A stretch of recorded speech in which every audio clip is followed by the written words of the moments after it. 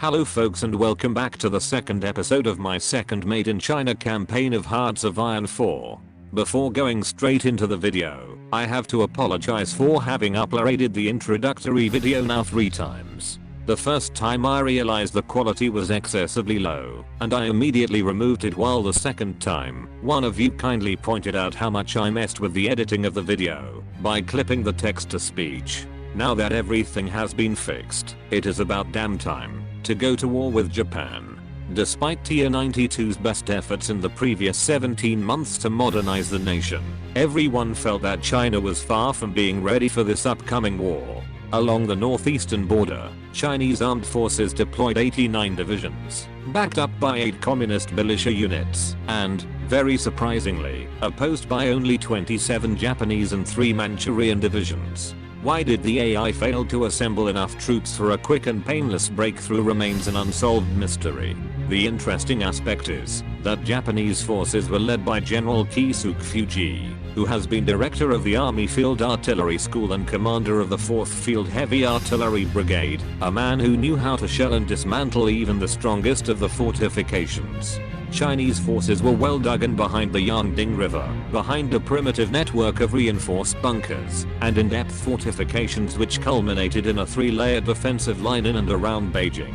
To make things even worse for the defending side, Chinese divisions holding their positions were plainly consisting of men, guns, and rifles, while their reconnaissance, engineer, field hospital and logistics support troops existed only on paper. The rapid reorganization pushed by Tier 92 and the inability of the Chinese industry to satisfy the demand meant that, by the time the war broke out, the units deployed along the front line lacked all kinds of support and were down to nearly 60% of the required strength. Furthermore, the Chinese officer corps did not come to expectations. The men who should have been qualified to lead their subordinates into battle were corrupted to the core, unreliable, lazy and unexperienced. Lacking any sort of initiative, in many occasions, those officers ignored direct orders coming from above, or falsified many after-action reports, by minimizing their men's losses, or exaggerating the enemy casualties. While there is nothing to say about the Chinese Navy, which cowardly retreated in southern China way before the war began, the disparity in the air was even more pronounced. Against roughly 200 obsolete biplanes and a bunch of interwar bombers, the Japanese fielded a qualitative superior air force numbering more than 400 fighters and 200 medium-range level bombers. Regardless of their inferiority, Chinese pilots faced their opponents with courage and determination. As soon as the air raid alarm was being sounded in the air bases of Beijing and Shanghai, on April 27th, at 8 o'clock in the evening, as soon as the Japanese ambassador delivered the declaration of war to the government in Nanjing, a massive artillery bombardment was unleashed on the defenders of Beijing and immediately enemy planes began roaring over their heads, dropping bombs and strafing whatever was moving on the roads. And when the shelling from the air and from the ground was still ongoing, 10 Japanese divisions attacked the Beijing citadel, held by 12 assault divisions of the 3rd Chinese Army. Both sides fought with ferocious intensity and the battle became even more furious when 13 additional Japanese divisions stormed the bridges across the Yangding River in a desperate effort to establish bridgeheads on the other side and crush the Chinese resistance.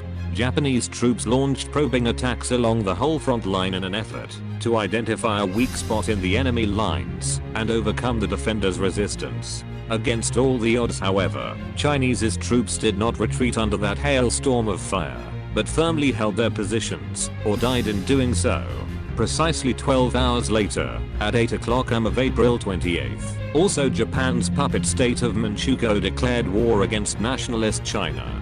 If the Japanese high command may have underestimated the number of divisions required for a guaranteed breakthrough in the Beijing sector, the Imperial General Staff of Manchukuo must have been completely drunk when setting up the plans for the upcoming conflict. Along the common border with Communist China, the Manchukuo army deployed only 3 militia and 2 cavalry divisions, of which one of the latter was used in futile attempts to support a flanking attack against the divisions of the 2nd Nationalist Army. The odds were totally in favor of the defending forces. Besides 2 full armies with 48 assault divisions, even the communists deployed 5 garrison, 10 militia, 1 cavalry and 3 mountain infantry divisions.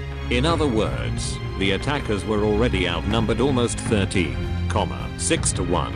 With the additional militia divisions arriving between the end of the month and May 5th, the ratio increased to 19,2 to 1.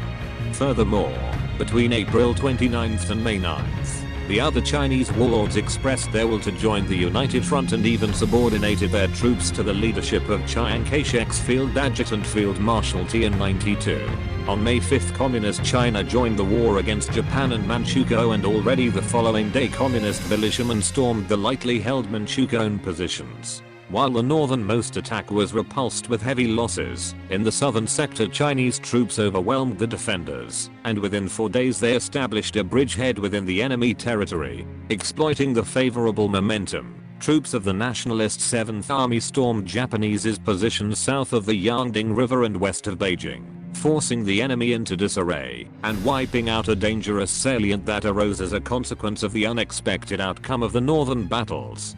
To divert troops away from the main front line, the Japanese High Command planned a series of amphibious operations in the Hebei sector. Unfortunately for the generals, Field Marshal Tian-92 felt a possible landing along the coast, and he planned to contain it by deploying 48 small garrison units all along the Shura line. On May 20th, 2 infantry and 1 cavalry division loaded onto a large transport fleet and supported by a fearsome battle fleet appeared in front of the southeastern shoreline of Shandong and the coastal city of Qingdao. Poorly organized due to all the difficulties derived from planning and executing such a complicated operation, their attack was repulsed with heavy losses. While I think that this was enough to introduce the early stages of the war, I do not want to bother you with either a detailed narration of each battle which was fought between May 1937 and January 1939, or with all the reiterated and failed attempts of the Japanese to storm the Chinese coastlines. The war against Japan will not be easy, but what I can spoil now is that, under the leadership of Field Marshal Tian-92, Chinese troops not only managed to hold the enemy advance, but fiercely counterattacked and brought the war onto the enemy soil. But before concluding, let me say just a couple of words on the overall situation. Being at war with Japan means that sooner or later the military advisor Nikolaus von Falkenhorst will be recalled back to Germany under heavy Japanese pressure, depriving China of his interesting bonus in recruitment time and daily army experience. The loss of von Falkenhorst together with the 3 years plan and the Sino-German cooperation bonuses are a big blow to the industrial development of China. On the other hand, 2 are the biggest advantages, in my opinion, of being at war with Japan. First, by joining your country, the other Chinese warlords will provide the nationalists with free resources, factories, and troops. It will be up to you to decide their fate. Second, it will allow you to switch the economy law from civilian to war economy, which provides a huge reduction in consumer goods factories, which is always good as you will need to pump out factories and infrastructures as much as possible. Alright guys, enough talk for this video. It's now time to enjoy the video and be ready for the next episode.